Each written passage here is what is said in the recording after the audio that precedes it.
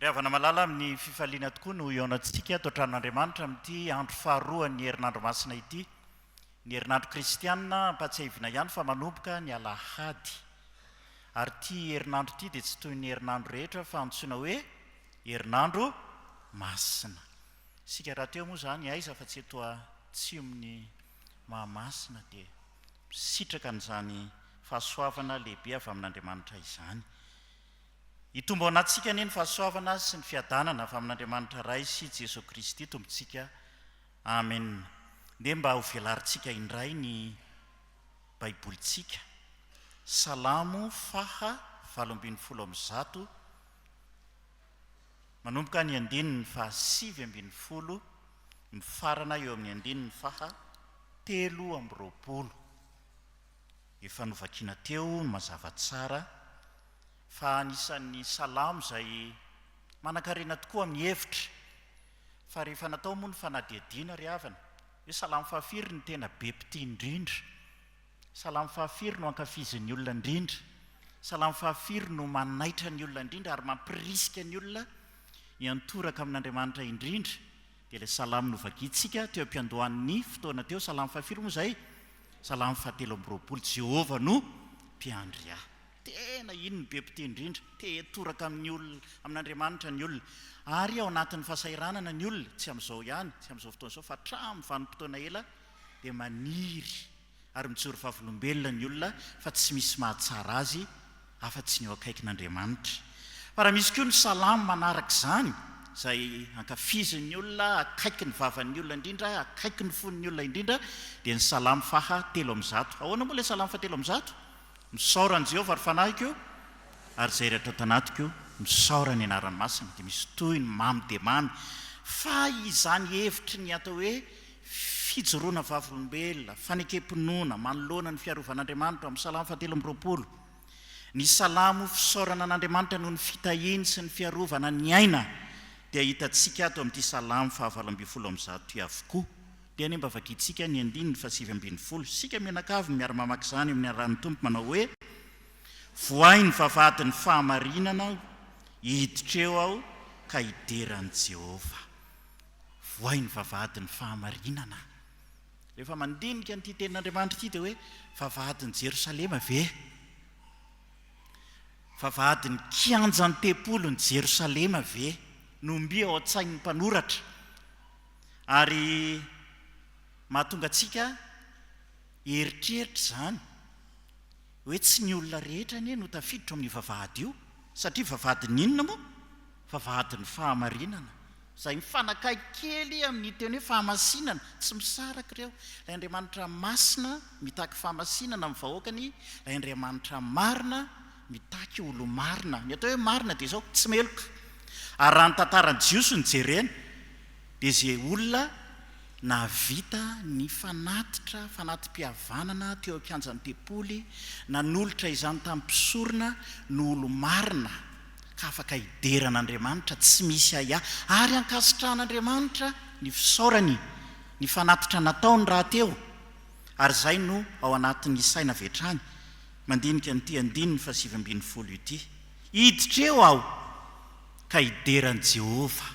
Herinandro masina ry havana, tafiditra ato tranon'Andriamanitra isika rehetra, ary izany dia vokatry ny fitiavan'Andriamanitra sy ny fahasoavany. Eny tokoa fahasoavana sy famindram-po no anaraka antsika amin'ny andro rehetra iainantsika ka hitoetra andro lava ao an-tranon'i Jehovah isika. Fahasoavana miditra atao am-piangonana amin'izao fotoana izao, maro ny teo tonga, tsy afa-manoatra noho ny asa aman-draharaha, noho ny fiainana, noho ny fitaterana, noho ny tahotra, noho ny zava-misy eo amin'ny firenena, ny herisetra sy ny tsy fandriam-pahalemana. Fa isika kosa tonga atao tranon'Andriamanitra mandondona ny fotsika, mangataka amin'Andriamanitra ny hanamarina ny antsika.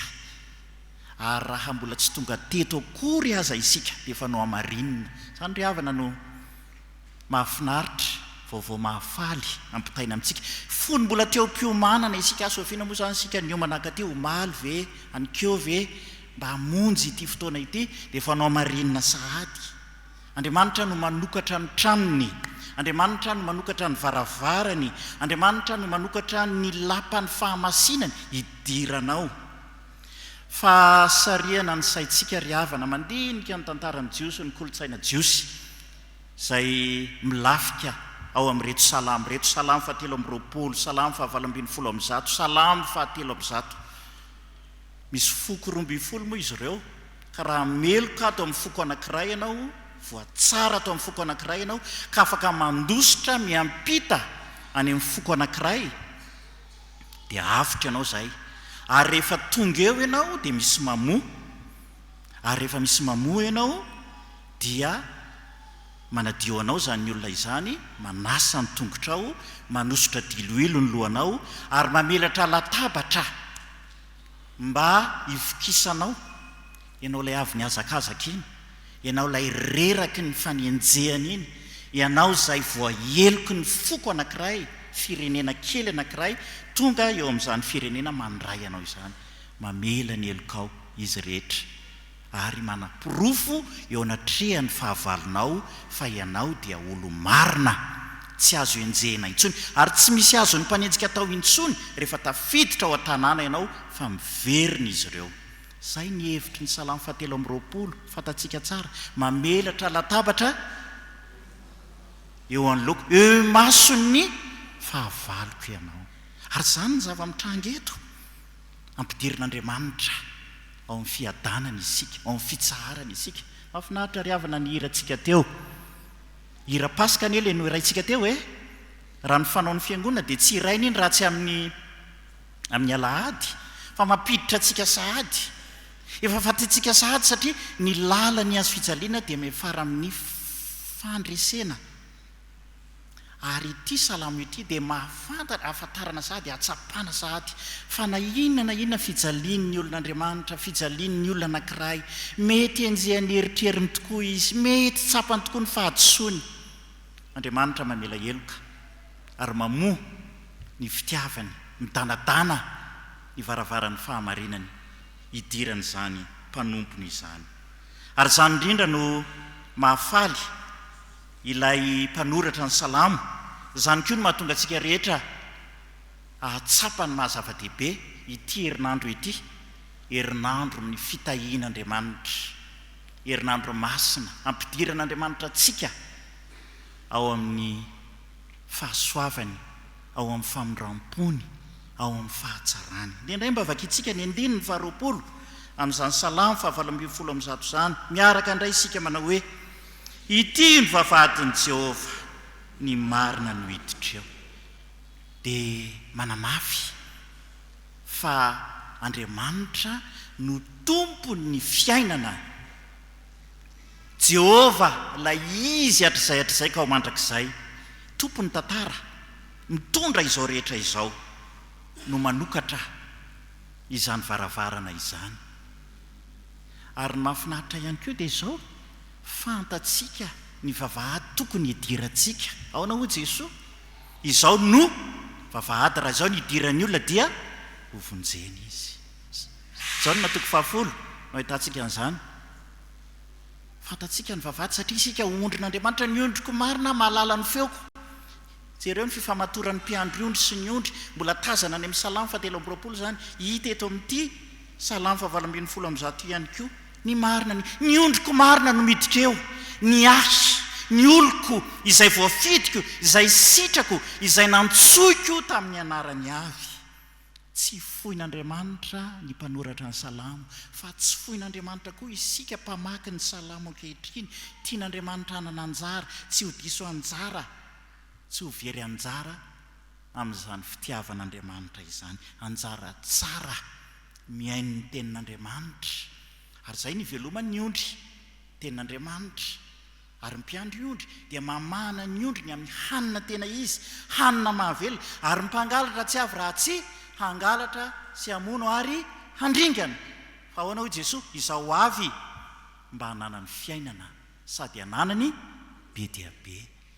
Izany ny fahafokisantsika kristianina miatrika ny herinandro masina, mandray ny tenin'Andriamanitra, mivoky ny tenin'Andriamanitra. Ny marina no hiditra eo, ny ondriko marina izay nantsoiko tamin'ny anarany avy. Fantany ianao, fantany mombanao rehetra, fa tsy mitanisa an'izany izy. mahafinaritra ry avana fa me mitomby ihany ny isatsika. Alatsinainy moa zany dia efa mba maro. Za zany tsy nanapoa hita fahamarona tahaka izao a. Fa maro tsika raha mpitainina fiangonana sasany satria na Alatsinainy talata-larobia masina zany a mbola tsy izy zany. Fa inona ny tena andro lehibe amin'reto kristianina protestanta eto Antananarivo reto? Laka misy mihipoka sahirana ny diakona satria tsy ampy foana ny mofo moa ampy foana matetika fa azo potipotehana. Fa ny veram-pandraisana tamin'izaho mitondra fiangonana taloha dia mindrana. Ay moa tsy azo atao mindrana satria ny azo koa hipoka. Dia mba lazao ilay olona mpandray ny fanasan'ny tompo tsy nandray hatry ny ela. Za zany no miteny an'ity tsy nandray hatry ny ela noho ny antony samihafa enatr'olona tokantrano korotana nato mihitsy azy. Avelao izy mba ho tonga amin'ny alakamisy satria ity salamo ity dia manamarina azy. Ampianaro ibebaka izy mba tsy hisotroa ny fanameloana ho an'ny tenany fa mpafantaro azy ny fitiavan'Andriamanitra azy. Ary izay ny lehibe, ary izay no mahafinaritra, ary izany indrindra no anasana antsika rehetra mandrosoa hatrany ry havana miaino ny tenin'Andriamanitra. Efa voalaza ny mpitandrina teo hoe raha pitso dia misy fanompoam-pivavahana ihany manomboka amin'ny 5 ora sasany dia mitohy hatramin'ny zoma masina. Iny moa le tsy dia misy olona foana matetika fa tonga ave tsy mifarana lakamisy anie ny herinandro masina fa mifarana zoma entanina isika. Inona moa zany amin'ny zoma ndrasondray aloha inona moa ny atao amin'ny pastera amin'ny zoma sao jerena anentanana ny olona fa sao dia tsy tonga ny olona amin'ny zoma ry havana dia misy fotoam-pivavahana ihany ary misy mitoriteny ihany. Pasteratsika no mitoriteny ary mitady hoe antsapanahy fa tsy mahita tsisy misy eny ary misy atsapanahy mamelombelona ny fanahy hira fiderana mampiditra antsika amin'izany herinandro feno ny fitahian'Andriamanitra, feno aim-panahy. Raha nisy zavatra nampalahelo aho tamin'izany tondra fiangonana tsy ny toetran'ny kristiana. Iny moa dia efa malala ny toetran'ny kristiana protestanta malagasy fa ny fampiatsara velatsia miavinavina. Fa ny tena nampalahelo aho indrindra dia ny andro ny 2 janoary ny tombe taom-baovao. Efa fantatrareo hoe nanahoana tao am-piangonana? Nangadiady. Dia nijery fahitalavitra tamin'ny hariva ay tsy ny Fjkm ihany nangadiady fa ny katolika koa, ny anglikanina koa tratra, tahaka izany koa ny loteranina. Dia mba mandini tena reo olona ny fitiavan'Andriamanitra anao miantso anao, mitaona anao ho aty an-tranon'Andriamanitra, anananao anjara ny marina no hiditra eo.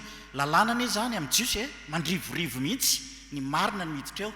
Ohatran'le vavadin'ny olona ireny le asiana soratra hoe inona re zany ny soratra soratany eo hoe andeha atao antsika tombontsika amin'ny mahazatra alika masika, zany hoe aza miditriditra eo ianao raha mbatan'ny alika eo ianao.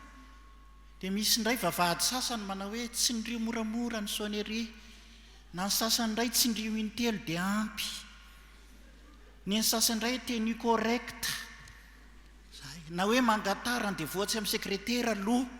Be dia be anie ny karazana lalàny dia amin'izao andro moderna izao moa dia fandaminana kosa anie zany pastery mba ahafahana mandamina fotoana, ahafahana mandrindra ny asa. Fa eto no ravan'i Jesoa izany lalàna mandrivorivo izany. Izao ny vavahady, raha izao no idiran'ny olona dia hovonjena izy. Aza misahirana manao fanatitra hafa akoatra ny fonao, aza misahirana manamaritena ka mitafy izay heverinao fa metimety amin'ny olona sy tsy mahamenatra amin'ny hafa mba hahatonga ny olona hijery anao arak'izay mahamety ny olona tsia fa araka ny sitrapon'Andriamanitra. Mitafy an'i Jesosy Kristy, mitafy ny fanamarinany manatona azy. Andriamanitra tsy mampiboridana anao. Mbola tsy natsapan'izany eto amin'ny fiainako. Andriamanitra manala baraka, Andriamanitra mampiboridana, Andriamanitra mampitsikafina ny ratsy rehetra nataon'ny olona tsy ry havana. Andriamanitra manamarina, ary izany ny fanomezana lehibe amin'izao herinandro masina izao. Manamarina anao izy, ity ny vavadin'ny fahamarinana, ny marina no hiditra eo dia efa nosoloan'i Jesoa ny fitiavany, ny famindrampony, ny fanamarinany. Ary izany anie maha-protestanta antsika, fanamarinana maimaim-poana avy amin'ny finoana. Izany ny maha-protestanta antsika, réformé mihitsy aza. Ary rehefa no amarinina dia manolo tena fa tsy hoe mijanona eo fotsiny sa moa mpanota dia anao marinina dia eo manolo tena.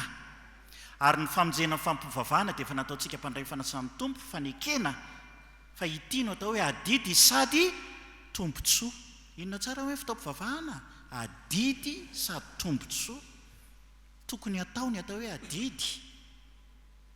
Fa i Jesosy anie rehefa miditra ao amin'ny fotsika dia tsy manao amboletra, tsy manao herisetra fa ahoana moa izy indro mitsangana eo ambaravarana ka mandondona fa tsy hoe voaity. Ary izany no mahatonga an'Andriamanitra me safidy ny olona rehetra. Rehetra zao misy W banga, mena safidy ny olona rehetra. Misy tsy tonga, misy tonga. Fa ny anjarantsika dia mivavaka ho an'ny tsy tonga noho ny antony samihafa. Ary mba sarihana koa ny saintsika, ny mpiomanao mpitandrina, tsika fiangonana, azadiny ny mivavaka ho an'ny Jiosy, ilay Romanina ny vakiny ny havantsika teo. Azadiny ny mivavaka ho an'ny Jiosy izay nahazoantsika ny famonjena, nataon'Andriamanitra fitaovana. Ny ala tamin'izany izy dia isika niditra. Fa afaka ho an'ny fiangonana Jiosy isika, ho an'ny fivavahana Jiosy, ho an'ireo mbola tsy manaiky an'i Jesosy Kristy ho tompy sy mpamonjy. Fa ny diny dia ny diny ny varavarana nefa ny voain'i Jesosy dia niditra isika. Izy nefa tsy nanaiky, tsy Jesosy mihitsy ny tokony hamono vavahadinay, Andriamanitra no andrasanay, ilay Mesia mbola ho avy. Ny anjarantsika dia ny manaiky fa ny famindrapon'Andriamanitra no matoy izao antsika. Tsy misy afaka mirehare. Raha misy mirehare moa dia ahoana ny toyany? Aoka Jehova no ho reharehana. Io ilay Jehova lazainy eto, vavahadin'i Jehova, ilay reharehantsika. Jesosy Kristy, ilay Andriamanitra, teny tonga nofo teto amin'izao tontolo izao, manokatra fiainam-baovao ho anao amin'ity herinandro masina ity. Mifaliry havana, manana fanantenana. Aoka tsy hiondrika, aoka tsy ho kivy, aoka tsy alahelo. Ary ny ankonanao koa dia ento. Ao anatin'ny vavaka fangatana dia angaviana izay tompony anjara amin'izy mianak'ireo. Mba hampidiro ao izay ny ankonanay tompo izay tsy tonga eto amin'ity toerana ity, mba tianay ho tsapany izy ireny koa. Fa miditra ny varavaranao izy, miditra ny vavahadinao izy, ilay Jerosalema vaovao, trano tsy natao tanana, fanantenana kristianina, tsy azosogozonina. Fa izany no mampietsika antsika tahaka ny vy miaina isan'andro isan'andro. Ny indray ho vakiantsika ry havana, ny andininy fahafirintsika izao, faraka amin'ny roapolo. Ndao ary miaraka indray isika manao hoe: idiranao aho fa efa namaly ahy ianao ka efa famonjena. Izany no valim-bavaka toy ny olona sepotra voanyenjika, nisy namovavahady, miditra tao am-bavahady, ilay mpanoratra dia mahatsapa. Fa iny fanokafana ny vavahady iny, famelan-keloka iny, midira. Mba tsy ho setrasetrainy ny fahavalonao, mba tsy ho viravorainy ny fahavalonao, ny ainao, midira. Ka tsisy afaka ninonanao intsony. Jesosy dia milaza mihitsy hoe miara-mipetraka sy mihinana ao amin'ny fanjakana isika. Fanamarinana ho isika. Fa izay ambara ihany koa dia hoe fandovana fiainana. Ary izany no hevitry ny herinandro masina. Mpandova dieny izao dia efa miaina sahady izany fahafenom-piainana miaraka amin'ny Jesosy izany. Mideranao, tena akaiky ilay deraina, tena hita maso. Paoly dia milaza fa ankehitriny isika mizaha fitaratra, fa rahatr' izay isika dia hifanatrika. Korintianina voalohany toko 7:20 no misy an'izany. Ankehitriny dia sombitsombony no fantatro, fa rahatr' izay dia fantatro tsara tahaka izay nahafantarana. Izany ny fanantenantsika ry havana, hiainantsika izany amin'izao herinandro masina izao. Jesosy ihany koa dia reraka, sasatra, kivy mihitsy aza. Fa teo indrindra no nanehoan'Andriamanitra ny voninahiny. Tsy foiny ny zanany, tahaka ny tsy fahafoizany antsika rehetra ihany koa. Tsy nafoiny ho any amin'ny fahafatesana. Ary izany ny hira no iraintsika teo, na dia maty aza dia ho velona indray. Izany ny fanantenana kristianina, izany ny herinandro masina. Averina ihany, loteranina dia sahirana mivohy ny teolojia ny azo fijaliana. Fa isika réformé dia mitrandraka mikaroka teolojian'ny voninahitr'Andriamanitra. Sanatria tsy hoe maivana amintsika tsy akory ny azo fijaliana, fa ny ahoana indrindra fa ny azo fijaliana dia miafara amin'ny fandresena. fa miraparata ny voninahitra Andriamanitra ny fiainanao koa. Eny, mbola misento, mbola marary isika amin'izao fotoana izao, mbola feno tebiteby isan'andro kanefa atsangan'Andriamanitra isan'andro noho ny finoantsika. Mitsangana isika teny ankehitriny miaraka amin'ny Jesoa ilay nantsoan'Andriamanitra avy amin'ny fahafatesana ho amin'ny fiainana. Ianao koa ry havana, nantsoan'Andriamanitra avy amin'ny maizina ho amin'ny fahazavana, avy amin'ny fahafatesana ho amin'ny fiainana, avy amin'ny fahakiviana ho amin'ny fahasahiana, avy amin'ny fahalainana ho amin'ny fanolorantena.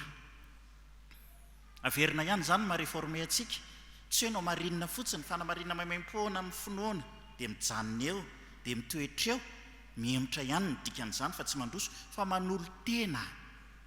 Izay tsy mbola mpandray fanasany tompo, aoka izy andiny tena ka hanapa-kevitra fa iroso amin'ny latabatra masina amin'izay. Ny zanakareo izay mbola tsy vita batisa dia aza miziriziry sy manao beloha hoe alao izy hanapaka ny fiainany rehefa lehibe. Tsia teolojia diso izany, fa atoloro an'Andriamanitra ny zaza. Zany no baikon'i Jesosy Kristy, zany no fanolorantena, zany no fanavaozana ny fanolorantena. Ianao izay mbola tsy ao anaty sampana, misy ane olona tahaka izao tsy anaty, tsy voatery mpivavaka eto anie mandeha amin'izay herinandro masina eto satria noho ny fahalavirana sy noho ny resaka tsy fandriampahalemana dia maketo, fa any amin'ny toerana misy ianao ny fiangonana, move actif ianao, move velona ianao, move sampana velona ianao. Antanina ilay olona amin'ny toerana anankiray, ianao moa izany sampana inona?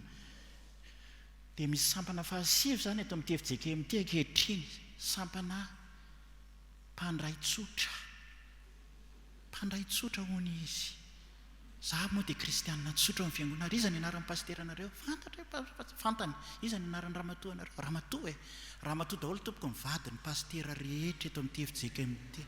Firy ny zanaky ny pasteranareo? Tsy tadidiko, ohatran'ny roa, ohatran'ny telo, ohatran'ny roa, raha isy tapany. Tsy manana fiainam-piangonana. Ary izany no iantsoanantsika amin'ity salamo ity, midira fa marinina ianao. Ilay vavahady tsara, vavahady azo antoka. Mbola tsy nitantarainanareo moa fa elaela tsy teto dia mba hanao tantara fa elaela indray vao miverina eto. Misy jiro amin'ny fiangonana ianareo mba tsisy andrainy, tsika moa tsisy fa misy an'ilay inona ny fiantsonan'ireny le mamirapiratra. Dia misy tranokaly eny anelanelany. Dia nanontany ny président synodale mitokana ny zava-bita moa tamin'ny fotoana io, ny komitin'ny fanorenana. Tiana natao, ny rihana natao, tahaka izany koa, vidy orga vaovao izay. Ary reto jiro reto, vaovao daholo ireo. Ary maninona tsy mirehatra? Tsy hita moa président fa misy izany mirehatra, misy tsy mirehatra. Dia maninona raha rehetra daholo? Tena manahirana, tsy tena mbola ao tsara. Fa misy mirehatra fa misy haingony fotsiny.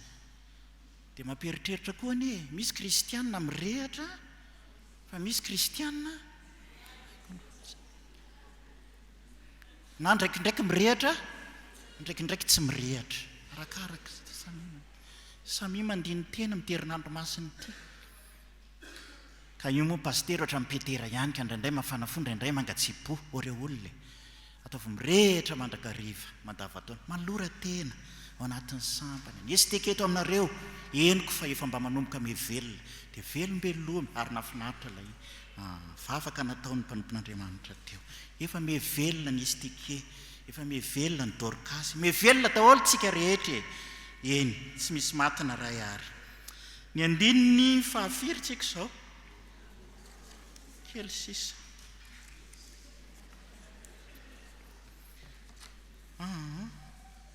Faharoa amby roapolo. Styry pastera tsy hita intsony satria natao hoanina aloha.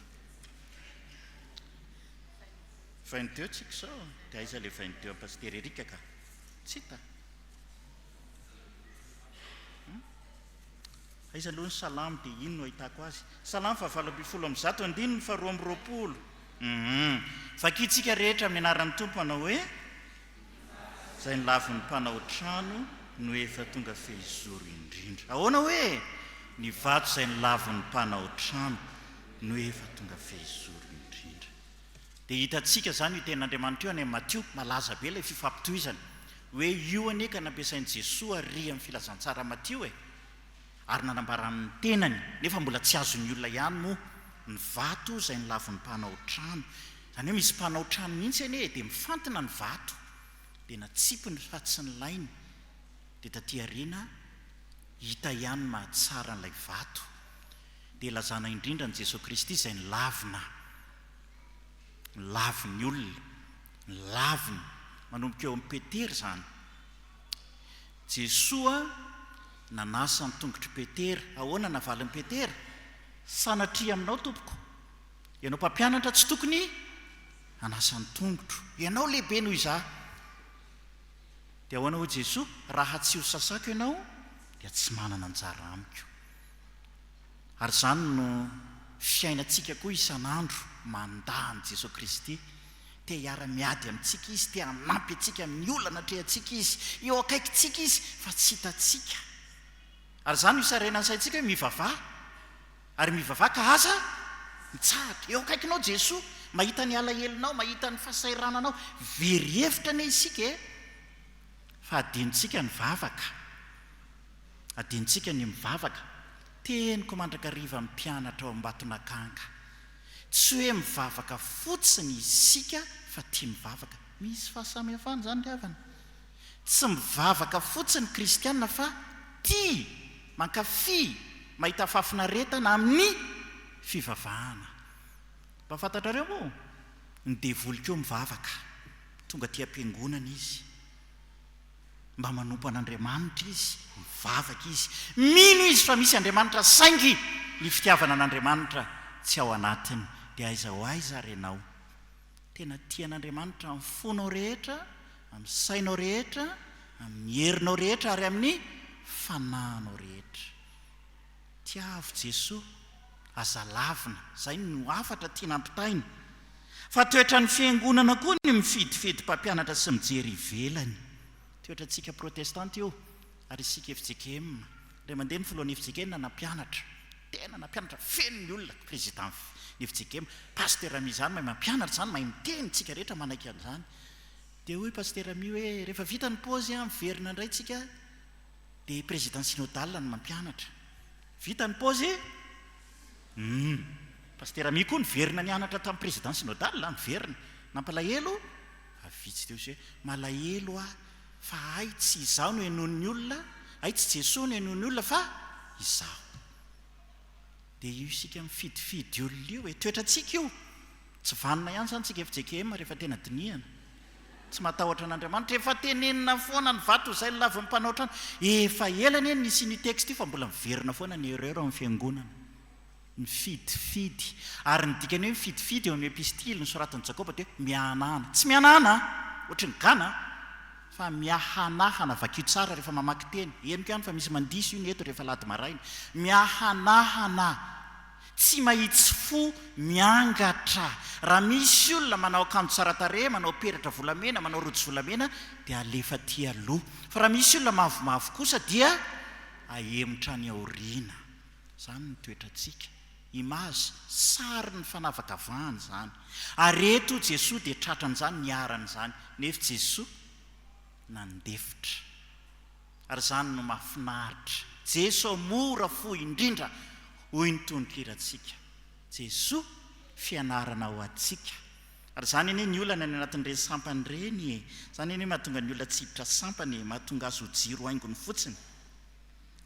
Misy fanavakavahana ny anaty sampana. Marina sa tsy marina? Misy clan-clan. Ao amin'ny chorale, clan-clan. Ao amin'ny dorcas, ao amin'ny eselike. Reto lehilahy koa mba manao ary mifosa olona koa ny lehilahy. Izay lehilahy zany mifosa olona koa. Lazaina fa mivavah foana mifosa olona eto an-tanàna eto, fa ny lehilahy koa tena manao. Ireo ny tena manao, ampianarin'ny vadiny.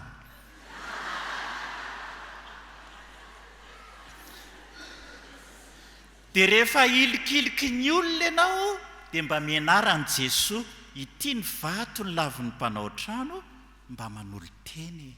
Zay nampianarina anay taloha, ny anay mpampianatra anay nafinaritra ery, ampianatra. pasteur raha François Maxime nampianatra anay. Ataovy tahaka tamin'izany mbola tsisy taxi be ataovy tahaka ny bus ny fandehanay taloha. Ataovy tahaka ny bus ny fonareo fa zatao tahaka ny taxi manambola sy ny metimety ihany ny tafiditra ao. Fa ny bus mantsy miditra mivarotrana fofona re zany fofona. Indraindray ianao le miazona le olona dia ianao no eto are. Rendrindra no iantson'Andriamanitra anao ry fiangonana ry herinandro masina ampio zahay mba hahafantaranay ny sitrapon'Andriamanitra. Ity ny fotoana andinian-tena hibebahana hanovana fomba fijery ny hafa. Io olo eo akaikinao io zany mety tsy fantatrao mihitsy dia mivavao an'io olo eo akaikinao io. Ary be dia be ny olona manirikiry eo am-piangonana, fantatrareo zany. Na ao anatin'ny gropy ao, na anatin'ny mpiara-miasa ao, mahasosotra tokoa ny toetrany raha tsy toatra. Kanefa atao ahoana moa fa dia io no men'Andriamanitra anao. Tahaka an'izany koa ny vadinao, tsy maintsy tiavinao ninninna, miherotra be amin'ny alina hono le rangahy. Iny efa eo ka ataonao ahoana fa amboary arak'izay tokony ho izy. Ary misy aza jamba ny fitiavana. Ety am-piandohana dia ny herinandro vao mahafantatra hoe aika izao ny kleman'ity olo ity. Dia amin'izay indrindra no ananantsika fo endry, fo madio. Jesosy mora fo indrindra, tsy mety tezitra. Zany ny hevitry ny herinandro masina. Doyen toeram-panomanam-pitandrina professeur Mambasson nampianatra an'izao ohatra tsotra izao hoe ny antony teo amin'ny hazo fijaliana Jesosy tena nanaintaina tokoa, tsy nitaraina ary tsy nanompa ary tsy mety nitaraina ihany. Fa ianao re raha miditra ao an-trano izy ka efa tena reraka sinoana ramaka hoy ny fiteninareo, manala n'ilay sarom-bilany mamay dia mamay ilay sarom-bilany fa tsy fantatrao dia nyraisinao sarom-bilany mainy tananao dia inona reny lazainao hoe zay zany samy mandinika hoe inona reny lazainao hoe mainy tananao tampoka anie zany asa re. Dia ity herinandro masina ity andinian-tena hoe inona moa zany mba lazain'ity vavako ity amin'ny zavatra manafotoana reny sofiko. Ity lelantsika ity no hanamelohan'Andriamanitra antsika. Isika milaza fa efa tsy mijangajanga intsony, tsy mandainga intsony, manolo tena amin'ny asan'Andriamanitra. Fa ny lelantsika mbola maninona ihany? Manaratsy olona. Ndere anaiky an' Jesosy Kristy, hianatra amin'i Jesosy Kristy. Ary ny afatra farany, ny andininy faha firy zany? 7 andininy fa 7 milaza indrindra. Avy amin'i Jehova izany, hiaraka mamaky sika manao hoe avy tamin'i Jehova izany ka mahagaga eo masontsika. Mahagaga. Tsy misy afaka miteny intsony fa feno ny asan'Andriamanitra ny zoma masina vita. Tsy misy sabotsy masina zany. Esory ao anatin'ny saina manomboka an'io hoe sabotsy masina. Ça n'existe pas. Théologiquement zany. Vita teo amin'ny hazo fijaliana ny famonjenantsika. Mahagaga zany. Atao hoe gaga dia izao talantsona manaiky ny herin'Andriamanitra. Zany no lalana hitondran'Andriamanitra anao. Ninninna fahotanao dia nentiny teo amin'ny hazo fijaliana tamin'izy naniraka ny zanany. Mahagaga. Ilaina ilikilika, tsy tiana hojerena akory, tsy tiana no henona akory, ilaina esoina teo amin'ny hazo fijaliana, ilaina heverina fahadala, ozona fahafambaraka sy henatra fitanjahana nataon'Andriamanitra fitafiana ho antsika. Tsapanao ve zany? Takaro anie zany fitiavan-dalina zany ka aza variana manamary tena, mitanisa amin'ny olona ny tsara vitanao, fa mifale fa izay tsy vitanao tamin'ny lasa rehetra dia nosaronan'Andriamanitra. Teniko mandrakariva amin'ny mpianatra ny manao hoe misy afatra lehibe any ao amin'ny jaona 7 manontany ny mpianatra, ity lehilahy ity ve ny nanota sa ny ray aman-dreny no teraka jamby izy? Sady tsy ity lehilahy ity ny nanota no tsy ny ray aman-dreniny, fa anehoana ny asan'Andriamanitra amin'ny voninahitran'Andriamanitra. Anehoan'Andriamanitra amin'ny voninahiny anie ianao. Ary azadino no mibitsika amin'ny ankonanao ny fitiavan'Andriamanitra, manamarina azy. Tsy misy fepetra, tsy misy ezaka ataontsika, tsy manao rakitra. Zany mampiavaka antsika amin'ny katolika, tsy manao na inona na inona, fa minoa maneke ampahatsorana fa Jesosy Kristy no vavahady raha izy no idiran'ny olona dia vonjena izy. Jesosy Kristy no fanamarinana antsika, Jesosy Kristy no fanavotana antsika. Ho an'Andriamanitra irery ihany no voninahitra izay azy hatramin'ny taloha indrindra sy ankehitriny ary mandrakizay ho aminareo kosa ny fiadanany. Amen.